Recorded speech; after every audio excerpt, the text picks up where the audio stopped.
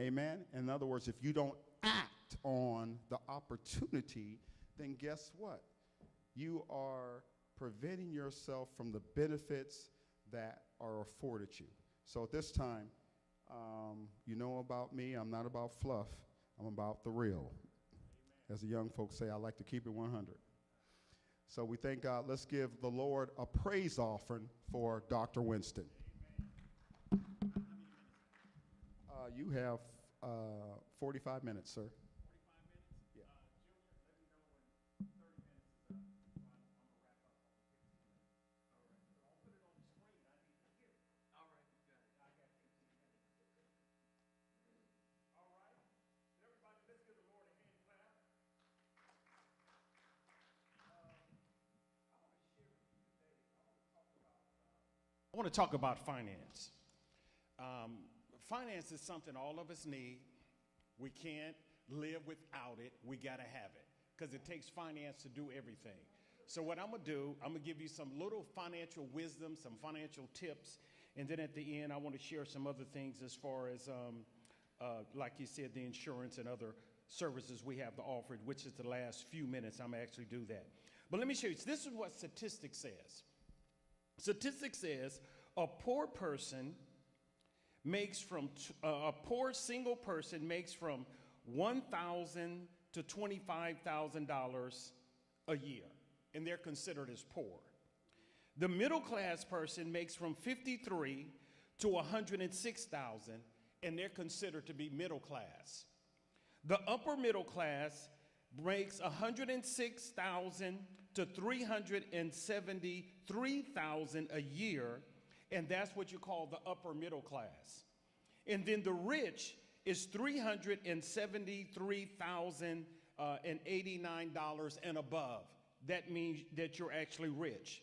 Now the wealthy is $2.2 million net worth. So if you have $2.2 million worth of net worth, you're actually wealthy, and that's statistics. Now it says here that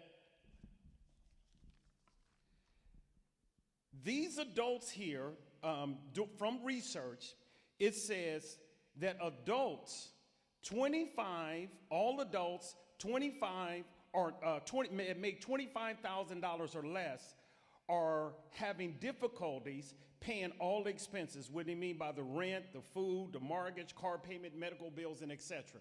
They're having financial challenges. And that's the person that's making $25,000 or less. It said 63% of them are having challenges.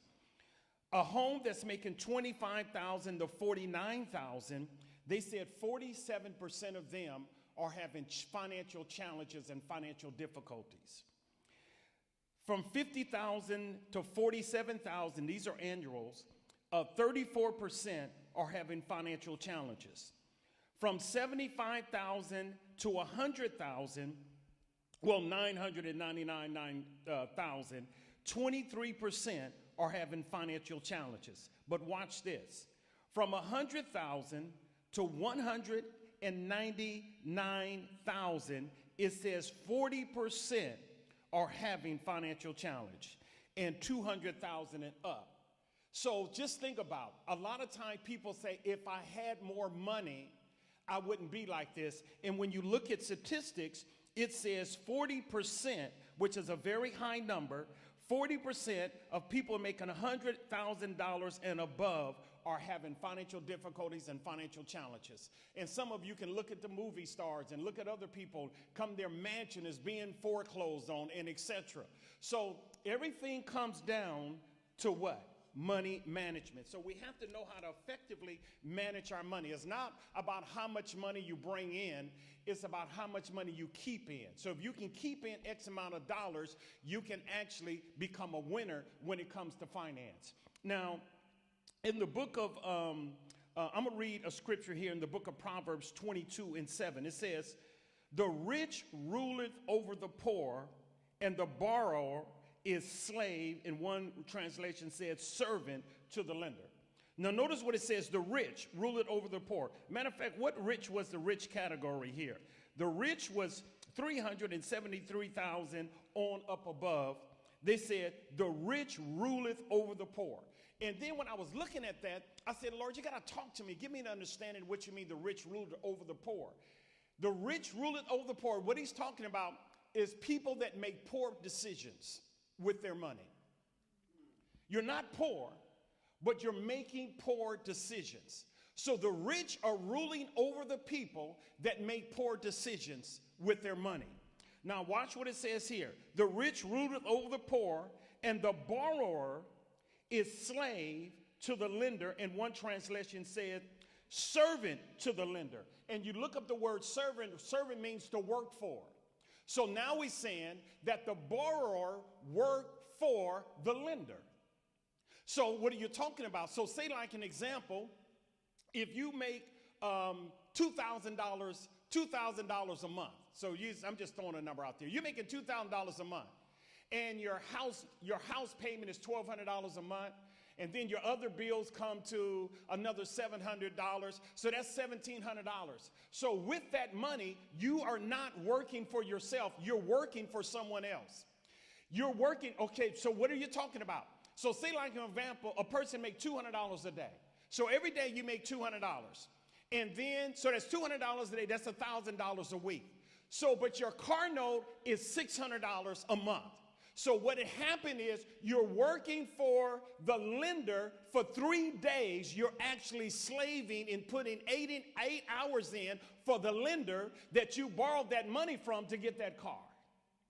And then, so say like if you have a check, and that check bounced, and what is it, $34 or whatever like that? How many hours do you have to work to recover that bounced check? So now you're not working for yourself, you're working for someone else. And when a person say, pay yourself first, some people they don't understand what it means by paying yourself first. You take that money and put it in your own future, and you make your own investment in yourself and in your life.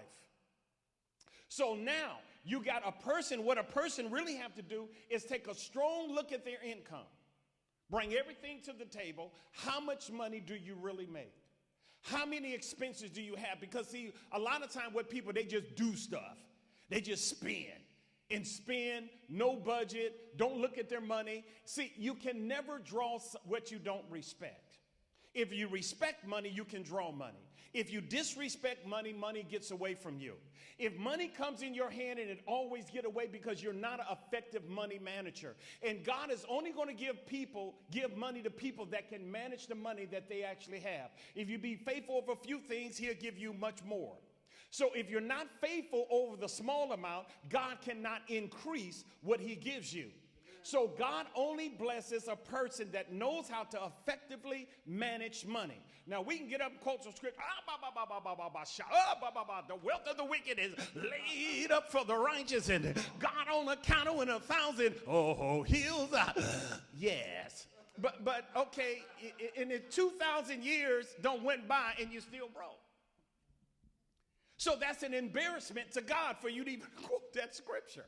Get that scripture out of your mouth. Don't say it, because you ain't living up to it. So stop quoting that scripture. Cut it out.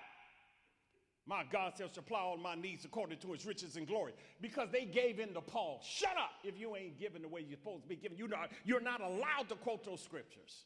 It's illegal. You're going against the commandment of God. You cannot quote those scriptures.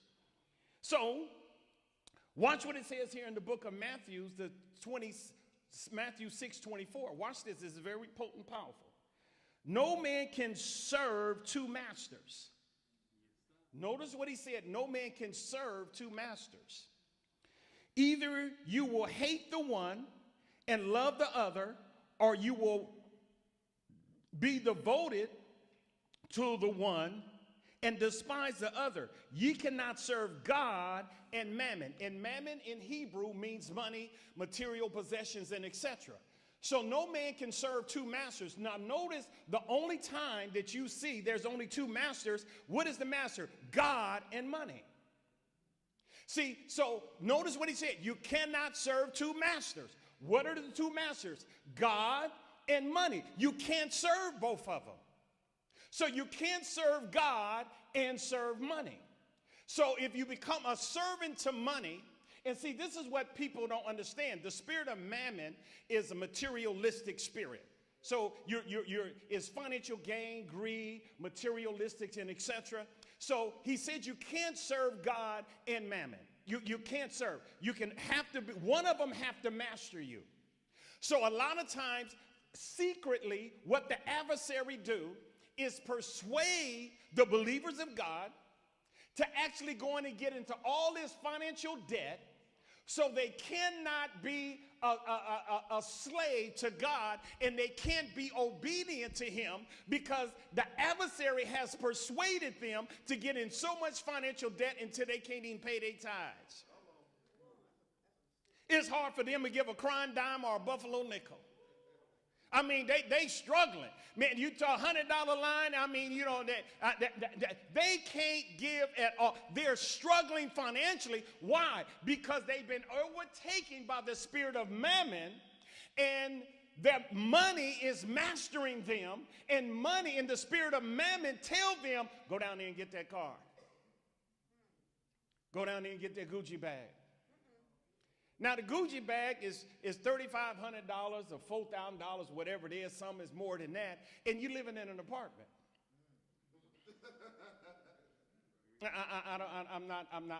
I'm not understanding that. You want to go and buy all them alligator shoes and all that stuff? Go and pay less. I ain't telling you go down to pay less, but pay less. Because what it is the adversary persuading you to do that so you can't give into the kingdom of God. So watch what it says in the book of Matthew, the 6th chapter, verse 24. Now notice what he said. You can't serve God and mammon. Then what did he go down? He keeps saying, take no thought. Take no thought for food. Take no thought for clothes. Take no thought of what you're going to drink. Take no thought of what you're going to stay. Take no thought of that car. He said, don't take thought of none of that stuff. He said, because anything that you meditate on, it puts a demand on your body to act out your meditation. That's why I said, meditate upon the word day and night, thou shalt have good success. So, and the Bible said, guard your heart. In other words, you have to guard your thinking. Because if you go and meditate on that Lexus, you're going to have to end up buying that Lexus, because whatever you meditate on, it puts a demand on your body to act it out. Now, I'm going to make it clear. I ain't talking about, having a nice car, Rolls Royce, Bentley, and all that stuff. My whole point is, can you afford it? That's the point I'm getting at. You can't keep up with the Joneses because the Joneses are having a financial hardship. So you're trying to keep up with the financial hardship family. And they ain't telling you they're having a hardship, but they're having a hardship and you're trying to keep. You don't have to keep up with the Joneses. Bishop Bobo got a nice car. That don't mean for y'all to go and get one. I got to keep up with the bishop. You don't know what the bishop, you can't, you got to keep up with yourself. Be you. Watch this. Be you, because everyone else is taken up. So you can't be no one else. They already taken. So now you're stuck in being you. And you'll be surprised what God will do for you. I was believing God for a boat for my funeral home. Because come find out, you can't go and pour ashes in the water. You have to be so far out, 60 feet or something like that, out in the water. So I'm believing for a boat. Man, my faith is out there for a boat. So somebody said, man, I'm selling a boat for $40,000 or $35,000, something like that. And I said, man. So I'm trying to figure out how can I get this boat. Now my credit score was at an 8, so that lets you know I can get a boat. But then I got to make sure God is telling me to get the boat. It's not because see, well, I'll get to that one later. But so I'm believing God for the money for the boat. And I don't want to go and sign no papers for the boat. I just didn't want to. Not saying I won't sign papers, I didn't want to. So he said, man, you going to buy the boat? I said, man, I'm trying to work on it right now. I'm trying to figure out how can I get this boat. So then I had a birthday party. And so happened, he was invited over to my birthday party. They had a surprise birthday party for me. He was invited over to the birthday party, and the Lord told me, he said, don't buy that boat. He said, I got something for you. Don't buy the boat. Now, I could have bought the boat. My credit score was at an 8. I could have bought the boat. So he comes over. So then we up there, they had a surprise birthday party for me, had a few people in there and etc. So then he's emceeing. And the one that's selling me the boat, and then he gets up. I said, Lord, deal with him right now. I feel it. It's coming. Deal with him right now. He's up there looking up in the air. You can see him fighting against the spirit in every bone in his body. And he said, Sir Winston, the Lord just told me to give you the boat. So I have me a cruiser yacht, 1-bedroom cruiser yacht. I have it. I own it. It's parked. Matter of fact, it's parked out here in Stockton. Hello, somebody. But what happened? I did not go and get in debt. I believed God was going to make a way. I'm not saying, so don't, if I get in debt and something, don't, I thought you, no, it's only what God tells me. He told me, do not do it. And I didn't do it. And I own that boat right now and did not have to come and pay all that extra money for that boat because God had that boat for me. So what happened? I was a slave to God and not a slave to mammon. But I needed that boat to fulfill what I wanted to do in my in my business. I went and bought me a Bentley. I have a Bentley, a Bentley limousine. So I have a Bentley limousine. So I called the people up because I want them to take the Bentley limousine and convert it into a hearse. So that's my plan. So it's parked to convert into a hearse. So I called down to the people. They said it's going to be $60,000. Somebody said $70,000 to convert it, the Bentley limousine to a hearse. So the Lord said, no, don't do it. I'm going to make another way for you. So all I'm doing now is waiting on who? Now, I can sign papers and have it financed to be done, but I'm not going to do it. I paid cash for that Bentley. I paid cash for it. So I'm not doing it. I got the pink slip. I'm not doing it. What are you going to do? I'm going to wait on God. See what it is? We get too anxious to get stuff and to do stuff, and that's what makes us make bad decisions. So, like I say, when he's saying that the rich ruleth over the poor, it's not that you're poor, is you're making poor decisions. And the rich man is taking advantage of every poor decision that you actually made. When the person's house is foreclosed on, the rich man get it for pennies on a dollar. When I used to sell cars, and then we would go down to the auction, people's cars got repoed, and that car might be worth $20,000, and we end up getting it for like $8,000. So what you're talking about? The rich took advantage of the poor. So so you know how they said, how they say that thing? I forgot how they said something about your loss. Yeah, your loss is my gain. So when they lose, it's the rich man's gain. When the poor man lose, the rich man gain off all the losses. So that's how you make the rich even richer. I did a lookup. This was a year before last, before the coronavirus, and the rich people were saying, stop spending. They had a big old alert. They talking to one another. Stop spending.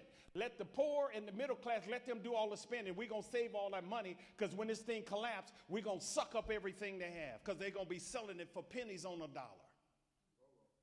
So what do? You follow what they doing. So I ain't buying nothing. Watch this. So we understand. Now watch what it says here that when you look at Matthew 24, when it says you cannot be a master to money and God, and at the end it says, don't think about none of that stuff. He said, take no thought. But watch what he said. First seek ye the kingdom of God and his righteousness, and all these things to be added unto you. What are you talking about? Righteousness means the correct way of living. He said, if you do your finance correctly, he said you can have anything you want. God said it.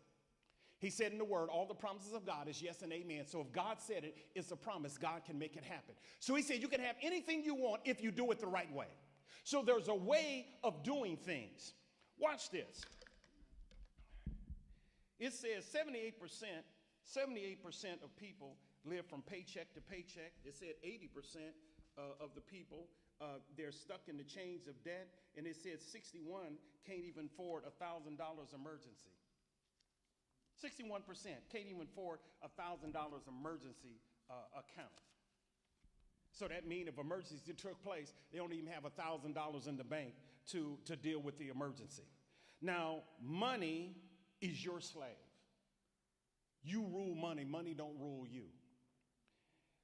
When you upgrade your lifestyle, you downgrade your income. When you upgrade your lifestyle, you downgrade your income. In other words, a person go to work and then all of a sudden they get a $5 an hour raise. What do they want to do? They want to upgrade their lifestyle. But you're downgrading your income. It wasn't for you to do that. God gave you the extra money to control your debt to get out of it. Because God said, oh, no man. And I'm not saying debt is wrong, because it's not wrong. But he said, oh, no man. If you get in it, hurry up and do what? Get out of it. Don't hang out in debt.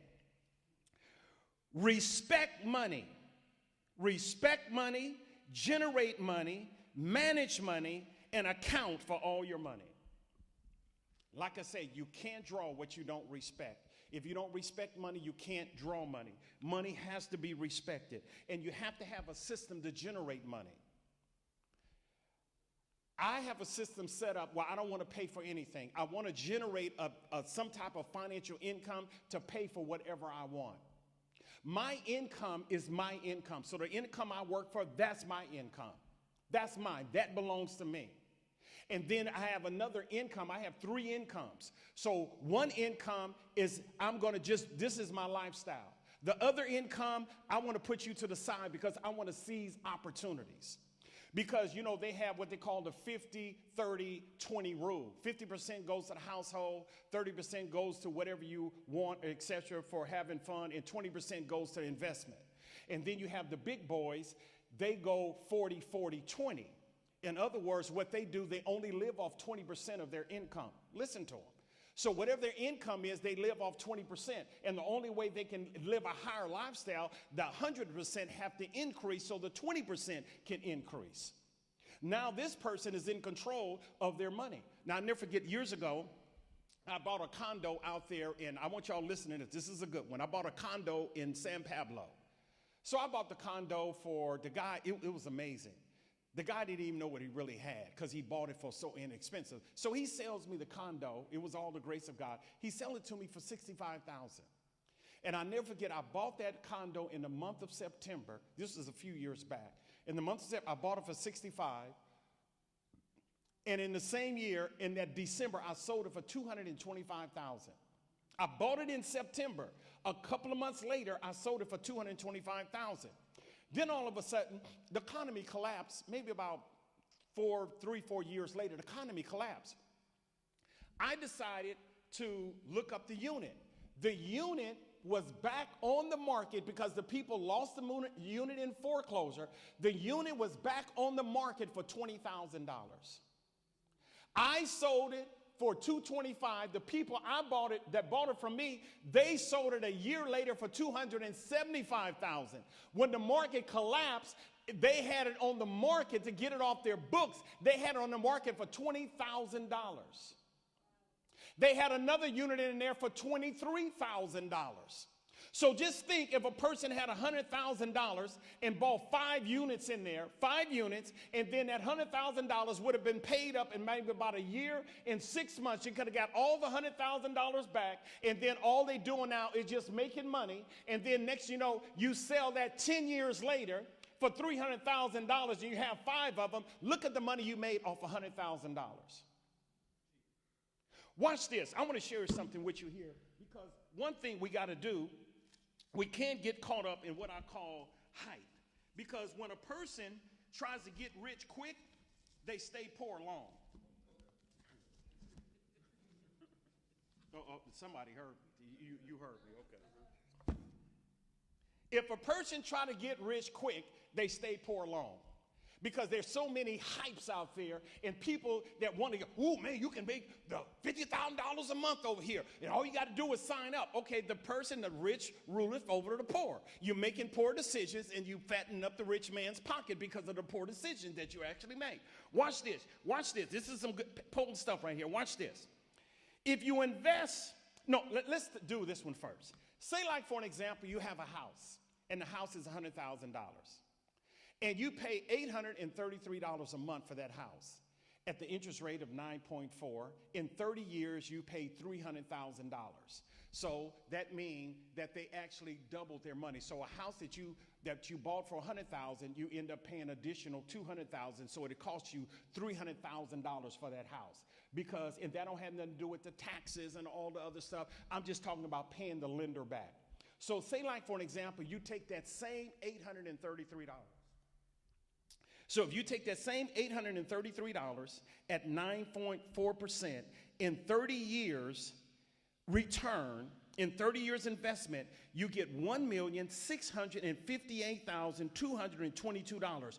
But what you put into that 30 years at 833, you put in $299,880. That's how much you put in 30 years.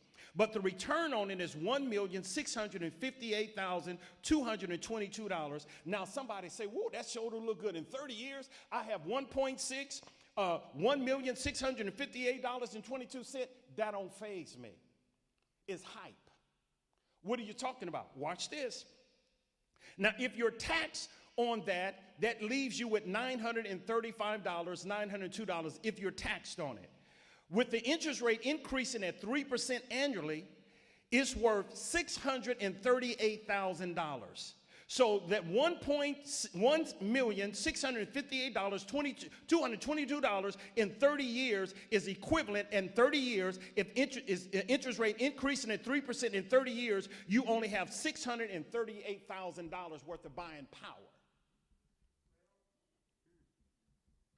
But the hype of it is, man, 1.6 million, man, I got to get in it. It's the hype part. So now you have to make your decisions, because in 30 years, it's only in 30 years with interest rate increasing at 3%. And some of you know, some years it go more than in 3%. I'm just being very conservative. Some years it's 4, some years it went up to 5. One year I think it went up to 8%. And this is increase. When it goes up, it don't come down. It's just an increase. It's inflation. So once that inflation hit, and you said $1,658,222, but in 30 years, it's going to be really worth $638,000. What can you buy for $638,000 today? Forget 30 years. It's not much you can even buy today. So now you got to find out, what do I really want to do with my money? How do I really want my money to work for me? How? What do I want? What do I want to do? How do I want this money to work for me? What type of investment do I have? Or you just want to, within X amount of time, I want to pay up every bill I have. I don't want to owe nobody nothing but to love them. Period. I was at a restaurant one time. This guy pulled up in his Rolls Royce. This was years ago. This Rolls Royce first came out. So we're in there eating. This brother pulls up in his Rolls Royce. And so he pulls up in the Rolls Royce, so we there eating and etc. And he said, I just retired. I said, really? He said, yeah, I retired. And, all my bills is paid. I got X amount of dollars coming in, and I decided to go and buy me a Rolls Royce. That man deserved it. House note paid, bills paid. You deserve that Rolls Royce. And you got a guaranteed check coming in, $8,000 every month. Go roll. Roll. But then if you retired and you're behind on your bills and etc. and want to go and get Rolls Royce, I'm telling you, I was going to get a Rolls Royce. This was years ago, just before the coronavirus. I was going to go and get a Rolls Royce. I had the money to pay cash at that time. I had the money to pay cash, or I can just say I can make the monthly payment. So I'm trying to fix. I'm on the thing looking at Rolls Royces and etc. The newer body style, not brand new, but the newer body style, because I did my research. The millionaire next door, they buy their cars at least 3 years old. They don't never buy a new car. And then when I was doing a car salesman, and you go in there and buy a car, the moment you get in that car and drive off, you just lost $6,000, $7,000, $8,000 just because you started the car up and signed the paper and drove off the lot. The value of the car went down instantly. And see, another thing too, what I wanted people to understand, never ever go into a dealership and be a payment buyer. Because if you go and be a payment buyer, you can be ripped off. And what do I mean by that? Say, like, for example, I'm selling cars, and you come in, and I run your credit and everything. What's your name? Huh?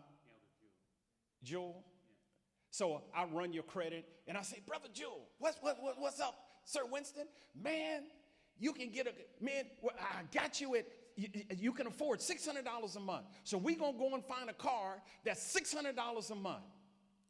So we go and find a car, and I'm just talking off the top of my head now. Now that car is $25,000. You like that car? You said, man, I love that car. Okay, $600 a month. Go in there and sign the papers. They did. They just popped you, get a full pop off you.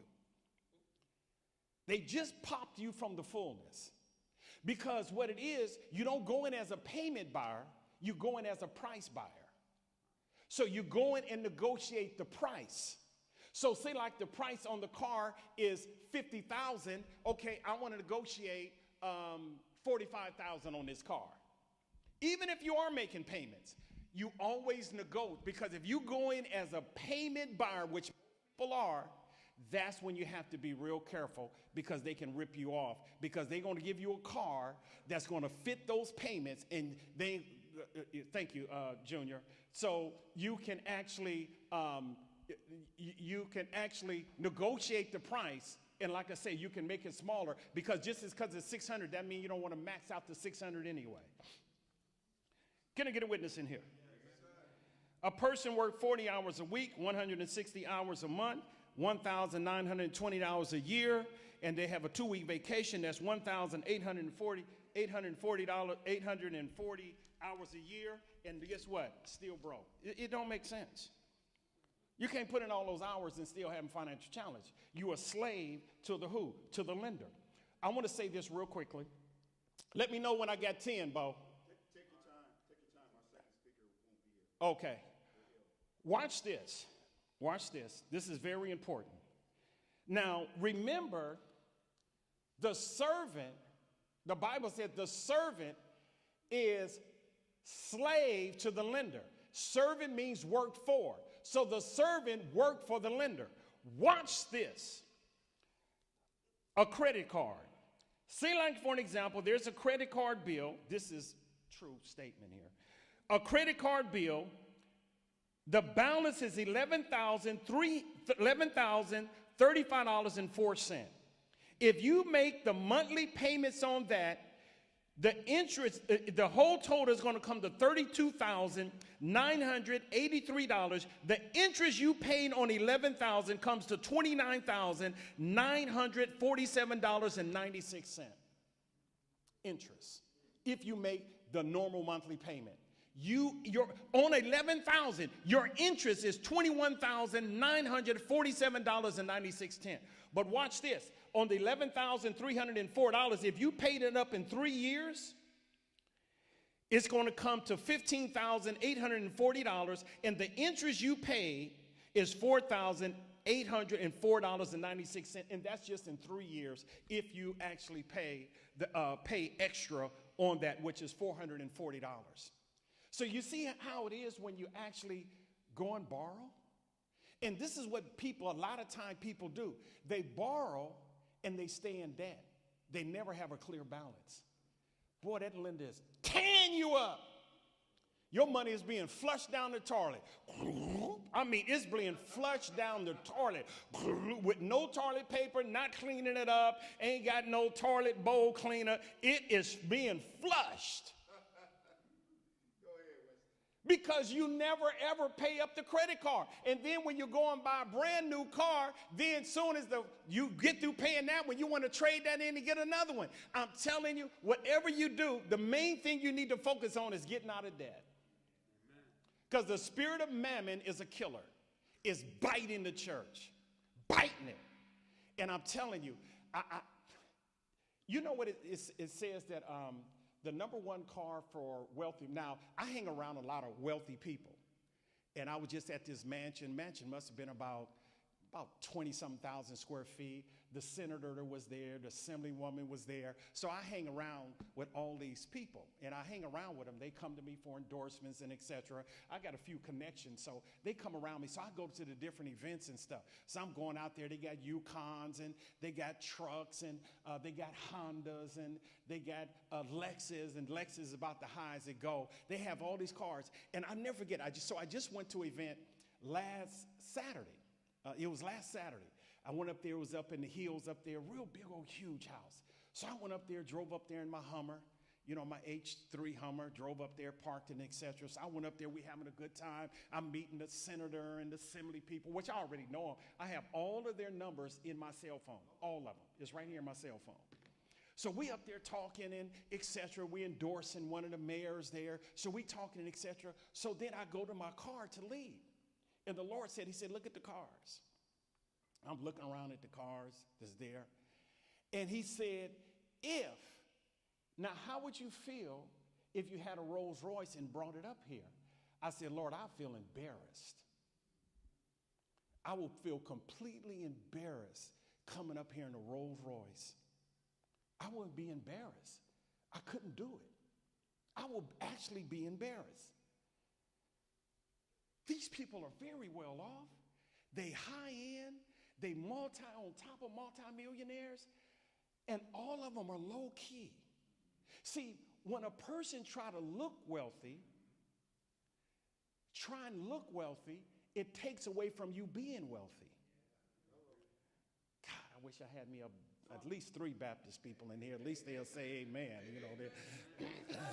They at least 3 of them, Somebody said, oh, I got a Baptist hack somewhere over here. And I'm not saying, like I say, because God told me this in prayer. He said, Lord, I want you to minister on the spirit of mammon. He said, I want you to deal with the church as far as with their finance. The church is so broke. They are so broke. Just like this convention here, it should be paid for in advance before it even happened. Amen. Church is too broke. And what happened was I was selling a house in Playa del Rey. So we put the house on the market in Playa del Rey. We put it on the market for $1.5 million. This is a few years ago. A few years back. We put on the market for $1.5 million because we wanted to relocate to the Bay Area. I was out there in Playa del Rey. And Les Brown stayed around the corner. Bishop Noel Jones stayed right up the hill. And then Dave Buss, I think that's his name, he stayed like 4 blocks over. So I'm in this neighborhood with these people. And then so we put it on the market.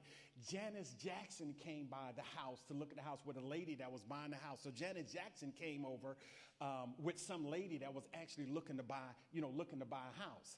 And so we had a serious problem with the mold thing. But they was rejecting us left and right. Because it was undercover mold. They just came and checked it out. So it was interfering with us actually buying. But it was a young couple came in. The first people that came in, they put an offer 1.5, 1.45. I said, it ain't happening. I said, 1.5 is it. That's my final offer. I know it's on the market for 1.5. I ain't playing no games, 1.5. Young couple, 26 years old. So they come in, so they fill the paperwork out. They came back and they said, okay, we'll buy it for the 1.5. So this is a young couple, 26 years old. The girl is pregnant. And the youngster, so they 26 years old. They had $240,000 to put down on the house, young couple, and their payment was $7,000 and something a month, and they in their 20s. I said, where in the world is the church? I said, a lot of church people don't even make that kind of money a month, and that's their house note. And we'll say the wealth of the wicked is laid up for the righteous. I wish above all things that we prosper and be in health, even as our soul prospers. See, you can't do that. You can't do that. It's an insult. You can't do that. And what happened is, Brother Jewel, the adversary is persuading the church people to get in debt. And what it is, when they persuade them to get in debt, they think the sign of me prospering is the car that I'm driving. And it's not true. I got me a 2005 Jag, and I'm rolling and extremely happy in it. Because this is what happened. When I was going to buy the Rolls Royce, so I'm looking on there to buy the Rolls Royce, and I could have paid cash or I could have done monthly payments, either one. So I'm looking out there in LA and looking all over the place. And when the Lord spoke to me, he said, son, the exact words he said, son, if you buy the Rolls Royce, it's going to make you poor. Exact words what he said. If you buy that Rolls Royce, it's going to make you poor. And I said, well, Lord, I got money in the bank and etc. I pay my tithes, and I give more than anybody in the church. How is it going to make me poor? If you buy that Rolls Royce, it's going to make you poor. A year later, coronavirus hit. We ain't had no money coming in. I had 6 months to pay my staff, to pay my building, to pay all my bills. I had 6 months in reserve. And I said, oh, I ain't tripping. This thing is going to be over in probably about 2 or 3 months. That thing wouldn't stop. Seemed like it increased. And then I'm sitting up there, and then this is true. So my lenders are calling me up. They said, Winston, how are you paying all your bills? Everybody else is having a problem. You know, I'm all big shot. Man, what you talking? I'm Sir Winston. That's my name. You know, and all that. Only thing about 8 months hit, I had to become one of those other people. Couldn't pay it. So I said, I need you to work with me. I need you to work with me. Because it hit me hard because, see, I was doing insurance, but we didn't have DocuSign at that time. So DocuSign, we couldn't DocuSign insurance because they didn't have DocuSign. So everything was shut down. Everything literally was shut down. I hadn't even kicked my funeral home off. So I didn't know what to do. So when that happened, I had signed the papers to open up the funeral home. I had signed the papers, open up the funeral home, and I wasn't going to open up the funeral home because I was like making 1 year, I made $374,000 myself with insurance, by myself, $347,000. I'm rolling. I'm big Negro. I'm having a fun. And then the minimum we made per month with my agents was from $33,000 to $40,000 a month. So I'm rolling. I don't need no funeral home. This little cash cow to me. I'm happy, and I have my agents all around the table. We partying every Monday. I'm talking about we partying, we eating, we throwing down, we having fun. Then when the coronavirus hit, I lost every single agent, everyone. No one could write up. I couldn't even write up the whole work. So happened was, let me tell you something. Procrastination is the thief of time. And it's the fertilizer that make difficulties grow. Let me say it again. Procrastination is the thief of time, and it's the fertilizer that make difficulties grow. In other words, if God tells you to do something and you procrastinate, that what he's telling you to do is what's going to bail you out in the future because he can see what you can't see. And we have to walk by faith and not by sight. So I opened up the funeral home by faith, although the funeral home didn't mean nothing to me because I was making all this money. But then when the market collapsed, what did I do? I zeroed in on the funeral home, and I said, Lord, you got to tell, because these folks, I'm like a goldfish in the ocean with these folks around here. They killing it with these, I don't want to say killing it. They doing well with their funeral homes. And I'm the new kid on the block. So I never forget this true story. So we wouldn't get no bit. Blacks wouldn't support me at all. They would not support me at all. So this would happen. So I'm in prayer. I said, Lord, I don't know what to do, but I've done everything you told me to do. And you told the disciples, you said, launch out into the other side. And the Bible said there was a great storm. And then they went and woke Jesus up and said, care thou that we perish. And you told them to go over to the other side, and that great storm hit. And you got up and rebuked the wind and the sea and told them that, where is your faith? So, Lord, this is what's happening in my life right now because I've obeyed you and I did it. He said, this is what you do. True story. He said, this is what you do. He said, start a Zoom because people, the most you can have at a funeral was 10 people. So he said, start a Zoom. So I got my staff, we got together. I said, we're going to start a Zoom. He said, what? I said, Lord just spoke to me in prayer to start a Zoom. And then on top of that, the way our building is set up is a little over 15,000 square feet. We got sections all over the building. And he said, put X amount of people in every section so we can accommodate 75 people when everybody else was doing 10. So the word got out there that you can have a funeral at Sir Winston, and we got a big monitors in all the different rooms and etc. And then we had it set up so say like if somebody come in from out of town and there was 10 people in one house, we'll take those 10 people and put them all together because they live in the same house. It ain't no need of social distance. I'm wasting space. I put them in one section, and then I social distance 6 feet with the next one and do it with the next one and make sure everybody is the social distance. And then I had all them spaces, and then when it came time to view the body, they came from all the spaces, came down. We had monitors all over the place, the whole work. So our funeral homes exploded at that time. What happened? God gave me wisdom. He gave me what to do at that appointed time to make that funeral home explode. And that's exactly what happened, and it exploded. They was dying to get there. Literally, dying to get there. Literally. Bishop, he loved to say that to me. He just loved it. He get a kick out of that. He had to openly say it today. He said, I say it all the way privately. He said, I just got to say this. This is just itching. They dying to get there.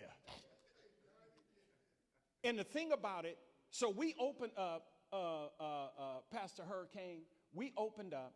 The first year was a challenge. The second year, we became the best funeral home in the city of Vallejo. The third year, we became the best funeral home in the city of Vallejo. And this is true. So I was in prayer. I said, Lord, these funeral homes, all the white folks, they're not liking me because they're saying, they're attacking me. And this is true. I said, I don't really have to be the best funeral home next year because I want to keep peace because I'm here to make money and do excellent service. True story. So I get a certificate of accreditation from the Better Business Bureau, watch this, and the Assemblywoman, Lori Wilson. And they had on this big certificate of accreditation, a loyal, a man of his word. They just listed off a whole bunch of stuff. So what happened? It took me to a whole nother level. And that's what God do. God will put his blessings on it. Now I got the city officials. I got everyone, the senator. Everyone is talking about Sir Winston's funeral home. Everyone is promoting the funeral home. Our funeral home has literally been packed out ever since last year, May. It's been packed out. So the state pops in on you periodically. They just pop in. And they said, Winston, we can never expand you. I said, what you talking about? We went back there and saw your freezer. He said that we can never expand you. He said, you are loaded. You are full to capacity. I said, we've been like that ever since last year, May. We've been full. Now watch this. So I'm sitting there, and now I'm talking about what giving to do. Because Bishop Bobo, when those black people would not support me, Administrator Banks, they wouldn't even come to my funeral home. Black folks wouldn't even, they would come up in there and I wouldn't come here. They would talk about me, put their nose up. Of course I'm hurt because, I'm African American myself. I said, okay. So I was walking one day. This is a true story. So I'm walking one day out getting my exercise.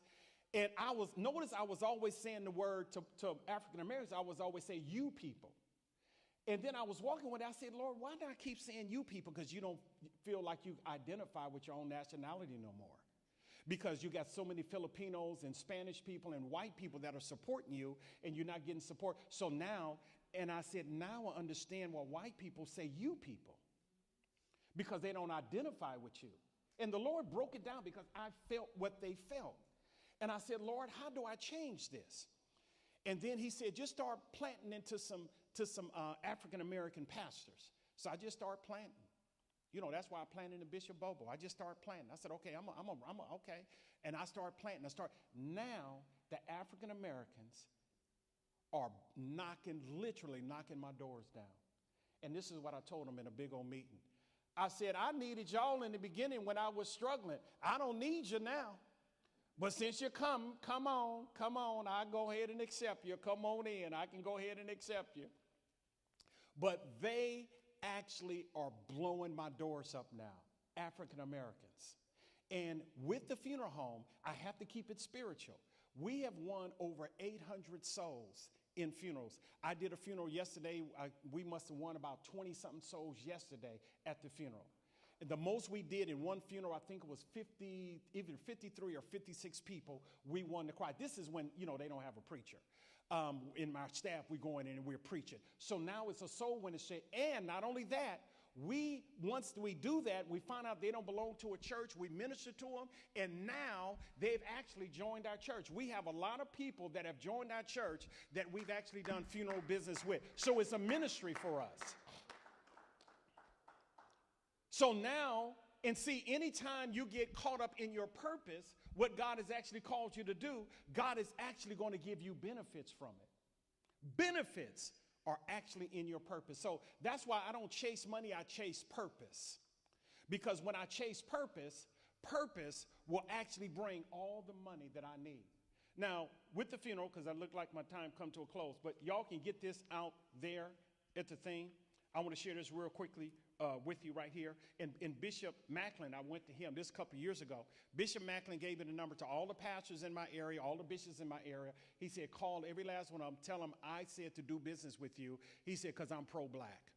And I'm the only black-owned funeral home from Enryville, the whole thing of Enryville, all the way up to Davis. You know, Sacramento have somebody black, Oakland do too. But in between, they have they have black faces, but not black ownership. So when I was tripping, Pastor Baines, and I was mad. I wasn't mad, but I was just upset. I said, Lord, I don't want my spirit polluted towards my people. This is what he gave me when he told me that morning when I was walking and seeing you people. This is what he said.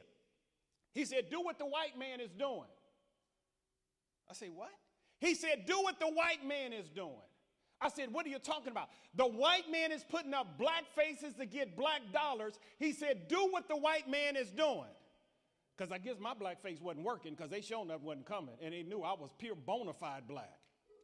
So I said, okay, Lord, this is what I did. I went and got me a Spanish president, a Filipino president, a Samoan president, and one other president. I made all of them presidents. So what they did is went in their community, so their community felt like they were supporting their own.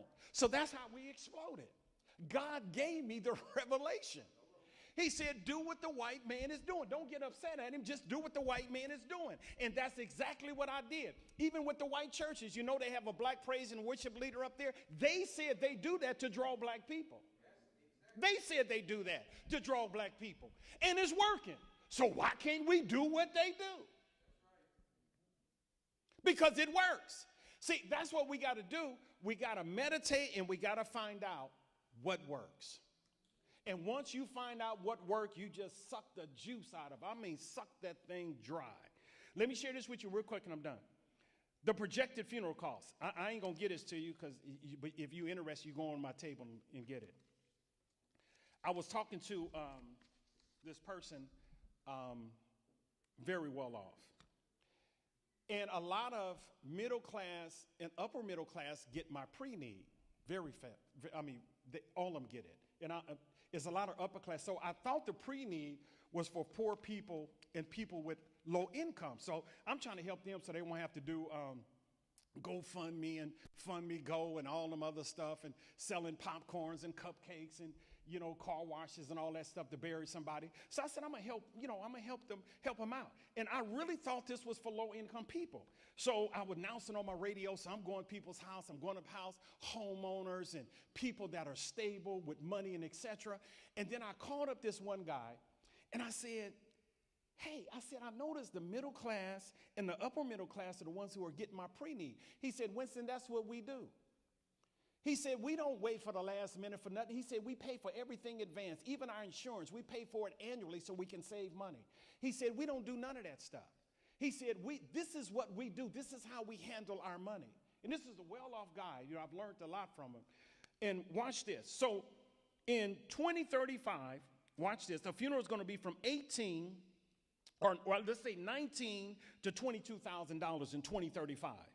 In 2047, a funeral is going to be from $28,000 to $38,000. In 2060, a funeral is going to be from $44,000 to $57,000 because we know prices inflate. They don't go down, they go up. I paid for my funeral and own a funeral home. My funeral is paid for. I have my pre-need plan. So when this one guy, a lot of people, I went to this thing with Lola Holloman. She went on to be with the Lord, but they had this nice thing there. So I gave some finance. So I got there and she let me do my presentation for 10 minutes because I had agents walking around. I ain't getting no pre-need. I got insurance. I don't need no pre-need. I got offended. Don't talk about my business. I got to feed my little girls and feed my family and we got to eat. So I went to the Lola. I said, Lola, give me 10 minutes. She said, well, I got to see how I can fit you in. See it and fit it. She gave me 10 minutes. True story. After I got up there and broke down pre-need and telling about your life insurance and your pre-need, I'm not exaggerating. Every pastor and bishop in there got a pre-need. Bishop Willis was the first one to raise his hand. But they didn't understand it, and I wouldn't purchase nothing I don't understand either. So say like if a person do have an insurance policy, say like you got $100,000 and the person buy, because I know ain't nobody here planning on dying anytime soon. live 2050, it's going to be from $31,000 to $39,000. You got a $100,000 insurance policy. The majority of your insurance is gone. Because when you person take out an insurance policy, you're taking out that to provide for your family. So your family can have the additional income. So I take out insurance. Anything happen to me, I want everything paid. Because my wife's money, now this is a bombshell, my wife's money, Pastor Baines, my wife's money don't spend in my house. I pay all the bills. I'm the head Negro in charge. Let me try. At least I got the deacon, because if you don't have a deacon backing you up, you in trouble. It ain't about the preacher, it's about the deacon. There's a deacon right there that just backed me up. So I don't care what nobody got to say now. The deacon has backed me up. Money don't spend in my house. Only thing my wife might buy is like some food or something. Like, I don't eat meat, and I ain't going to buy it. Well, I do every now and then. I come home and make everybody happy, buying some of the dead chicken and all that stuff and hand it to them. I don't eat meat. But the only thing, and then, and this is true story, every single month I check my credit cards and Administrator Bain, my credit score is an 8. There's times I look at it, it was a 640. I say, something happened. I know I'm paying all my bills. She maxed them out. I don't say nothing. I can't say nothing because she got my children. I ain't saying nothing. She got my children. I ain't saying nothing. Max them out. Just let me. So I went to her. I said, you got to let me know when you're spending these credit cards. I need to know. Why? So I can prepare to pay this bill. I need to know. Because, like I say, and then one time I said, you're spending your money unwisely. And she said, you do it, just spend your money. You make all this money, then at the end of the month, you're always broke. She said, okay. So she called. So we on the phone and we talking. I think I was out of town somewhere or something. She said, I've done real good this month. I've done real good. I have all my money. I said, praise the Lord that you done good. So I'm there at the beginning of the month. I got to make sure all my bills is paid. I looked at my credit cards. She started maxing them all out. I called up. I said, I see why you saved your money, because you used all my credit cards. But I can't say nothing because she got my children. She got my children, and like I say, her money don't. All my children are in private school, every last one of them. I pay the bill. She pays nothing. I pay everything. My wife's money don't spend. Okay, he said my time is up, so I'm gonna stop on the spot, because that's why I was in Church of God in Christ. They say you get 3 minutes, and then Bishop Clifton and them, every now and then they let me go extra minute because I was hot. Say, man, let's give him another minute. But when you do like this, I stop immediately. Unless you say 3 minutes or 2 minutes, but I stop. So, and like I say, if you want more information about the funeral thing, the projected funeral price stuff, just go out there. You want to sign up for insurance, we do. Anybody with any health condition, we don't care what the health condition is, we can actually get you that insurance. No, don't go anywhere. You're stopping as far as presentation. Okay. But as far as Q&A, questions and answers,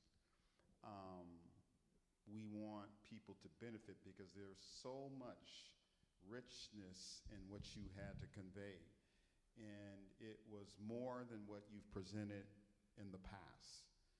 So how many know that this is a class? And in a class, we're here to what? Learn. To learn. How do we learn? We learn different ways: audio, visually, kinesthetic. There are different ways each of us learn, so we're not all made up the same way. As he said, if we're all, I think I wrote it down, be you, because everyone else is taken up. Okay? Somebody want to know what kinesthetic was.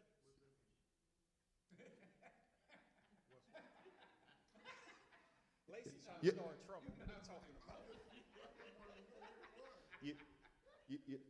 Matter of fact, I can demonstrate what kinesthetic is. Y'all watch this. This is kinesthetic. This is revenge. See, now you're even in the Bible. Vengeance is mine, saith the Lord. He will repay. All right? And so it's they touch and how they learn. You know, they feel and how they learn. And when I say kinesthetic. And so, but one of the things that we fail to do, we do this very well. Some of us hear and some of us listen, but most of us don't write it down. Right. And I don't know about you, I got too many things going on for this little bitty brain to absorb so much information. Right. And so it's always good to bring a pencil and a pad with you or an electronic thing. So for the classes tomorrow, and tonight, I would suggest bringing a pencil and pad so that you can not just absorb it here, but you can go back and check your notes. Amen. That's why you always see me writing things down. Yes. You know, it's just a good practice so we don't try to absorb everything up here because we can't. We'll lose it. Statistics say that you lose about, I think it's 23% once you leave the room. So I want to try to capture it all. So that being said, I need to ask my first question before we go out to the audience. You said there were 3 incomes. And you said income, you have 3 incomes for these things. I'm not even sure if I'm saying it right, but one was for just your income, then it's for lifestyle, and then there was a third thing, and I missed that. So that's one thing, and then you use the 50-20-30 rule, and the big boys do the 40-40-20 rule. Right. Could you elaborate on that? Yeah, the 20-30, the 50-30-20 rule, 50% is for your household expenses. So that's your household expenses. And then the 30% is for your wants. You know, I want this car, I want this, I want that. 20% is for investment. Okay. So that's the 50-30-20 rule. And then the 40-40, because just like my income tax bracket is pretty high. I pay 40%. I'm trying to figure out how I can pay 25 like the rest of the folks, but I pay 40%. So you have a